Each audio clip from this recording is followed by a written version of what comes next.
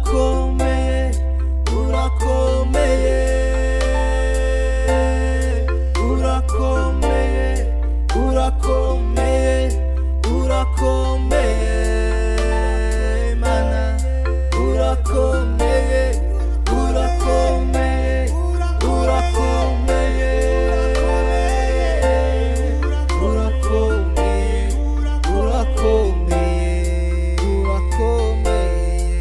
urakomeye abantu bose babivuge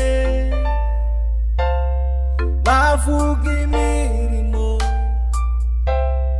nizukora kwifadikanije n'abamarayika kukuramya kwifatikanyije n'abamarayika kukuramya kwifatikanyije n'abamarayika kukuramya nami w'abami kwifatikanyije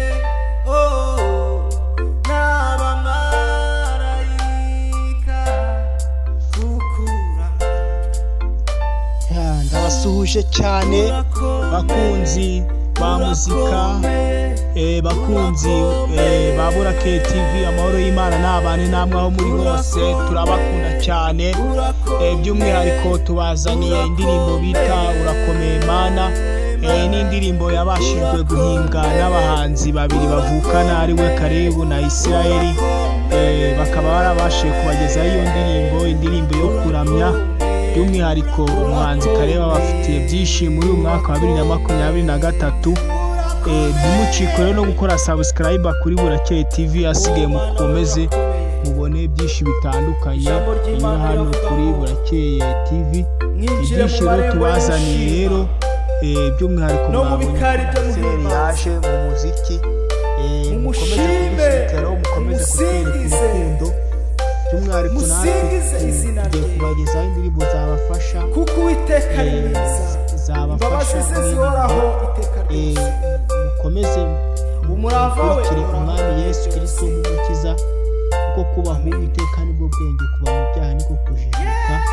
Ubwo rero mukomeze mukurikirane izi ndirimbo zinyura hano kuri Burake TV, ndetse n'ibitaramo bitandukanye ndetse n'abapasiteri batandukanye ubutumwa bw'Imana.